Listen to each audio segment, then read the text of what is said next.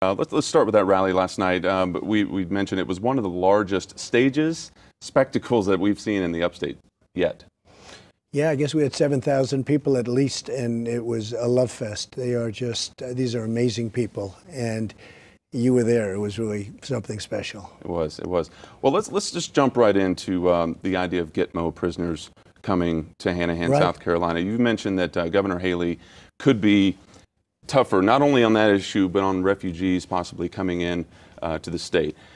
What have South Carolina voters said to you about that issue specifically? Well, they're very concerned about it. I mean, they mentioned the military, they mentioned the vets, all different things, because, you know, I have a very long relationship with South Carolina. And I've been here now a couple of days, but I'll be here right through the election. I'll be leaving on Sunday sometime. And I get to speak to everybody. And it is one of the things that they mentioned. They don't like it. They don't want these people around the kids, around their families. They don't want them. And I fully understand it. And something should be done about it. They shouldn't take them.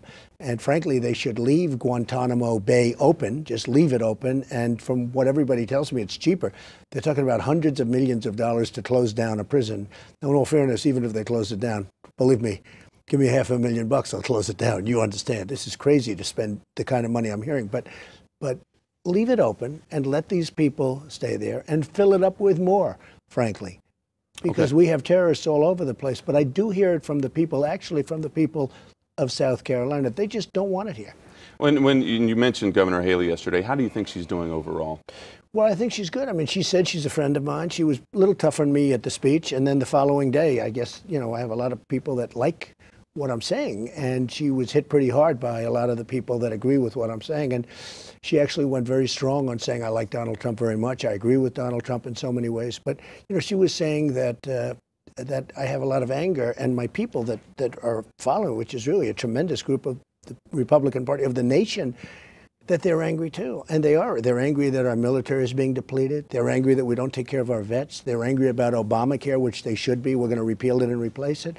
They're angry about all of these things. They're angry about Common Core. They don't want Common Core, where they want to educate their kids locally, not through some bureaucrat in Washington.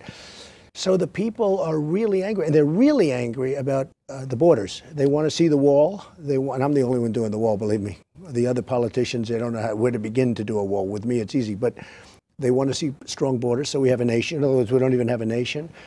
So she was hit pretty hard right after her speech. You know, she did the speech, she got good reviews, and about 3 minutes later, she was hit pretty hard. And she was really nice about it, I think. Well, and we're going to touch on some of that anger in just a moment, but military matters to the people here in South Carolina. And to me, too. And to you, too. So yesterday, 2 hospitals and a school were hit by missiles in northern Syria. The State Department says it was Bashar al-Assad. Turkey says it was Russia. The U.S. or Syria says it was a U.S.-led coalition. Why not a safe zone? Why not create some sort of no-fly zone to create some sort of safe haven? Well, you know, I've always said we need to have a safe zone, and a zone where, look at what's happening with Europe. Europe's being destroyed. Patrick, I mean, what's going on in Europe now is unbelievable. I have friends from Germany. They're going to leave Germany.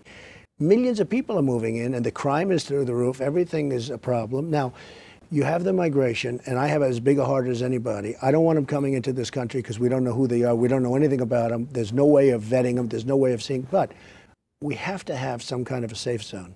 And we have to get the Gulf states to pay for it. We'll lead it, but we have to get the Gulf. They have so much money, they don't know what to do with it. We don't even ask them for money. The Gulf states aren't taking anybody, and they're not spending any money. And they have the money. And we're a debtor nation. We owe $19 trillion. Believe me, we have to solve that problem, and I'll get it solved.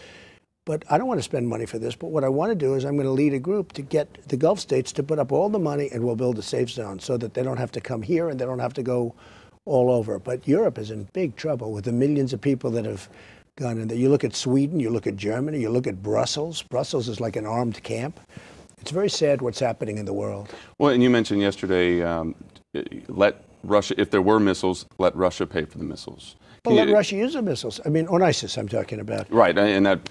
Look, we have to get rid of ISIS. I didn't want to go into the war. I should get points for vision, but as you know, a long time ago, I didn't want to go into the war. I was against the war in Iraq because it was going to destabilize the Middle East. I was right. But then Obama got out of the war the wrong way because he just announced a date and he just left. And that was the wrong way to get out. They had to leave some behind, some troops behind, et cetera, okay? But, you know, it's just, They make so many errors. Our country is just making so many errors no matter what we do. I say it often in my speeches. You probably saw it the other day. We don't win anymore. We used to win. We don't win with wars. We don't win with trade. We don't win with Obamacare. We don't win with anything. We don't win with education. On education, we're number 30th in the world. That means you have 29, and we spend number 1. So we spend the most per pupil. We spend, by far, it's not even a close second. We spend the most, and we're way at the back of the pack. We don't win anymore, and we're going to start winning again. Okay, let's switch gears into what's coming up this Saturday. Okay. Now, you said South Carolina's biggest problem are the lies that your opponents are saying about you, and I'm going to throw it out there that might be a little directed at Senator Ted Cruz. Well, mostly. I mean, look, it's politics, and I understand. And I've only been a politician since June 16th. I'm almost embarrassed to say that I'm a politician, but I guess that's what I am. Has that transformation taken place? Oh, that's a big transformation. That's a hard one to get used to, believe me, because, you know, I've dealt with politicians all my life. I understand politicians. I never thought, actually, I'd be one. But, you know, our theme is Make America Great Again. And the only way we're going to do it is this way. One of the things I have to say, and I'll say it to you probably before anybody, I am a self-funder. I'm spending my own money. Everyone else is taking, you know, tens of millions of dollars from the drug industry, from every industry, okay? They're totally controlled by those people. So that if you want to bid out drugs and save billions and billions of dollars for the nation, you can't do it because the drug companies are giving campaign contributions to all the people, as an example, that I'm running against. But what happens is they really do lie. Like, I'm very strong on the Second Amendment and guns. I mean, there's nobody stronger than me. Do you own a gun? I do, and I have a permit. I have a concealed permit in New York, which is almost impossible to get, a carry permit, right. Which in New York City is almost impossible to get. And I'm a member of the NRA. My sons are members for a long time of the NRA. But he comes out of the blue and he says, Donald Trump doesn't like the Second Amendment. I love the Second Amendment. He'll come out and say, Donald Trump loves Obamacare. You know, it's a staple ever since it came out. Frankly, I blame the Republicans for not killing it in the first place. I blame Cruz for putting a person on the Supreme Court. It was his push that got Roberts on the Supreme Court. Roberts could have killed it twice. So it's Cruz's fault because twice they could have killed it. And it's very bad. But Cruz will say things like, Trump loves Obamacare. Trump doesn't like the Second Amendment. Trump this or that. You know, I'm pro-life. And he'll say, I'm not pro-life. And he just says it. And then like he did with Carson in Iowa, where he said, Carson is no longer running, vote for me. By the time the election was over, he called up Carson and he apologized. But in the meantime, he took all those votes. So it's a very dishonest person. And, you know, I think it's about as dishonest as I've ever met, actually. Well, aside from the negative campaign ads that you've said could lead to a lawsuit, but how hard does he make it for you in a state like South Carolina when there's such a large evangelical voter base? Does he pose a problem? Well, I'm leading with the evangelicals. You know, I'm a Christian, and I did well with the evangelicals, really well in Iowa, but nationwide I'm leading. I'm leading here. I won as you probably heard, I won with the evangelicals in New Hampshire. I won the race, but I also won with the evangelicals by a big, big margin. So you don't compare this to Iowa in terms of No, I don't. Well, I did very well with the evangelicals in Iowa, too. But the evangelicals in Iowa I'll tell you what, I had a terrific relationship there. But in New Hampshire, I won with the evangelicals. And nationwide, I'm winning by a lot. You know, I have Jerry Falwell Jr. behind me. I have so many different, Pastor Jeffress is behind me. I have so many different ministers and pastors behind me. So we're doing really well with the evangelicals. They made that big announcement yesterday, the pastor that introduced you to as well. Oh, that's good. Yes, I heard that. That's so nice. Well, in terms of you know, Saturday's debate at the Peace Center, it was a big event, big night here in Greenville. Right. But with the bringing George W. Bush into it, have you worried about? He's still fairly popular in this state. Have you worried about any type of backlash? Yeah, Patrick, I didn't bring him in. The announcer, John, Dickerson, who's a very good guy, by the way, but, they were doing a little thing during the debate, which I was really happy with. I was very happy with the performance of the debate, but I was being hit from 15 different sides. Everybody was coming after me, including the announcers. And he brought him in. He said, in 2006, you said this or that. I said, where did this come from? Now, all I'm saying is this. We have a president that got us into the war in Iraq. That wasn't a good thing.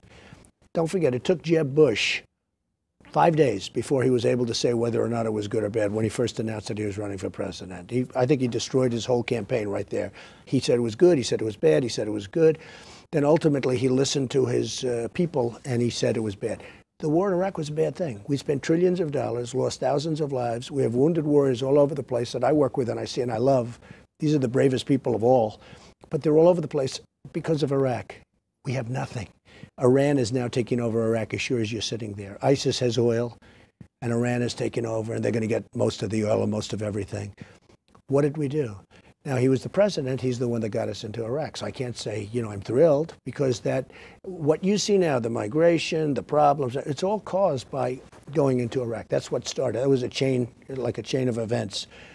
And it's a shame. I don't know the president. He may be a nice guy, may not. I'm just saying it was a tragic mistake. It was a tragic mistake. And it's too bad that it happened. And it's too bad we didn't take that money, the trillions of dollars, trillions. We spent at least $2 trillion in Iraq alone, but then we go other places because of it. The domino theory. If we would have spent that money on rebuilding our country, we would have rebuilt the United States. Well, and that on Saturday led to a back and forth between you and Jeb Bush. Of course, we've seen a lot of that on the debate stage, but that leads me, and you said you were taking it from all sides. When you get scrutinized for your language and your attitude, how much of that is being on the defensive?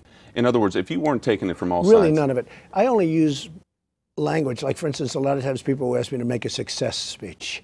So I'll speak and I'll talk about success and I'll use a word a little bit salty word, salty. Like some of the words I go like this. And I won't, and then they'll bleep me. They did it on network television, all three of them. They bleep me, so they think I used the word. In other words, I'll say, and you know what I say? And they go and I go like that in front of thousands of people, and they bleep me. So everyone said, it happened. On the Today Show, they said, he used a terrible word. I said, I never said a word. They went back, checked it, and they apologized. Big deal. In the meantime, everybody saw it. They apologized at the end of the show. The fact is that, I'm very careful. I went to the best college or best schools, and I did very well. I know when to speak and when not to speak. It's very easy not to do it. But sometimes if I'm speaking at a different audience, I do use a little salty language for effect. You want to have fun. You have thousands of people in a room, and you're speaking for an hour, and you don't have any notes, and you don't have a teleprompter like everybody else has to use. And you want to do it for effect. But I've decided not to do it because I don't get any credit for it. If it's even a little bit off, you use a little bit, just a word that's actually a word that you'd use almost in regular vocabulary that you would use, Patrick. Right. The next day I read about that I used it. So it's not worth it for the little effect. Well, let's talk about, you've mentioned for certain audiences, especially last night, they seem to be laughing a lot. You've mentioned a few times, let's have fun tonight. Got to have fun. Got to have fun. It's a very sad subject but it's a very positive subject also. Make America Great Again is a very positive message, not a negative message. It means we're in trouble, but I will tell you, we have tremendous potential. We're going to bring it back. We're going to bring it back. In my opinion, I've been starting to say, and I didn't say this originally, I've been all over the country. I've been in Dallas and Mobile, Alabama, and Oklahoma and New Hampshire, which we just won. And I've been just all over the country. And I'll tell you, the people are incredible. Like the people there last night. You saw those people were having a good time. They were loud. And they were enthusiastic. They're Trump voters. When they walked through that Bush crowd, the reporters, they said, no, we're voting for Trump. We're voting for Trump. But they're there. They want to see. But those people in that room, and there's thousands of them, they were Trump voters. It's really a positive message. But if you think of it, we're losing in every way you can lose. We owe all of this money. The nation's a mess. And yet it's a positive message. And the reason I say this, I make America great again, and we're going to make it greater than ever before. We have the potential to make it greater than ever before, but we can't go another 4 years with a Hillary. Essentially, we can't go another 4 years with another Obama clone. So we have tremendous potential. The people, Patrick, are so incredible. The people in South Carolina, you see the crowds. They're unbelievable people. I just had breakfast at Tom's, Tommy's Ham House. He was so great. Great breakfast, okay. But the people in that place were unbelievable. The people in our country are like that. They want to see our country be great again. So important, and I'm so proud of it. So I now add we can, potentially make it greater than ever before. There's tremendous potential here. A couple more quick ones. I want to fall back on one more policy question here.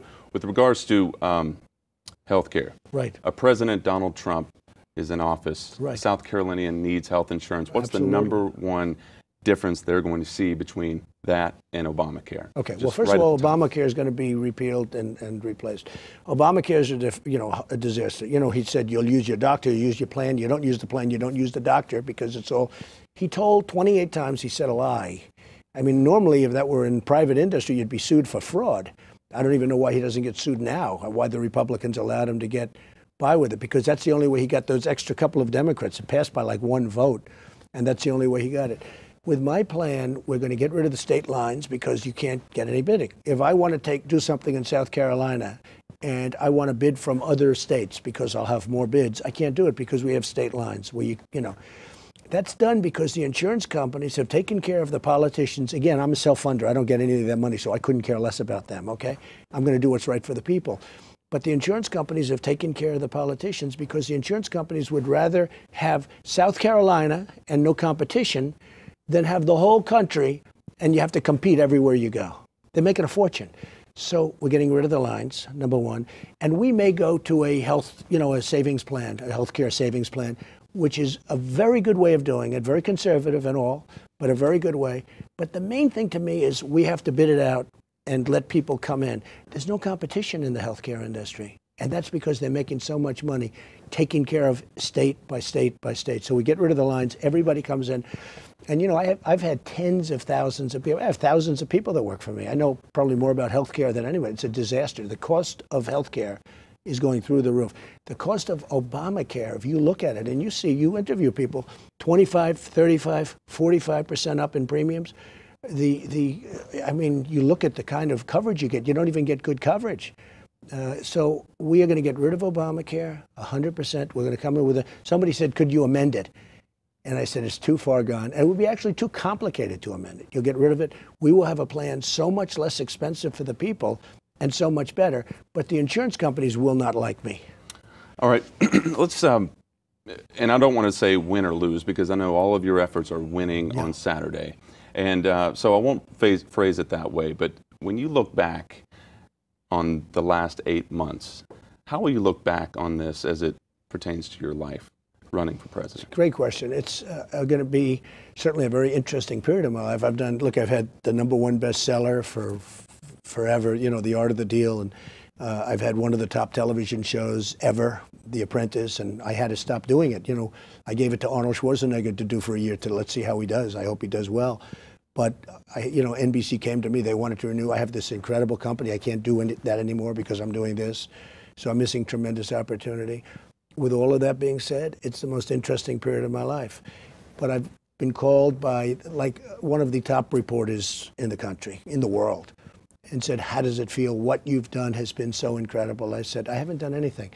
Because if we don't win, I don't consider it. He said, no, you're wrong. You've changed politics the way it's, the way it's been done traditionally in this country. I said, no. If I don't win, it doesn't mean anything because I won't be able to bid out health care. I won't be able to take the money that all of these companies are making from, what they're doing to this government, where drug companies are practically not competitive bidding. And you'd save billions and billions of dollars for the country if they had to competitive bid. But you can't when a guy like Woody Johnson of Johnson & Johnson is on Bush's top team of fundraisers.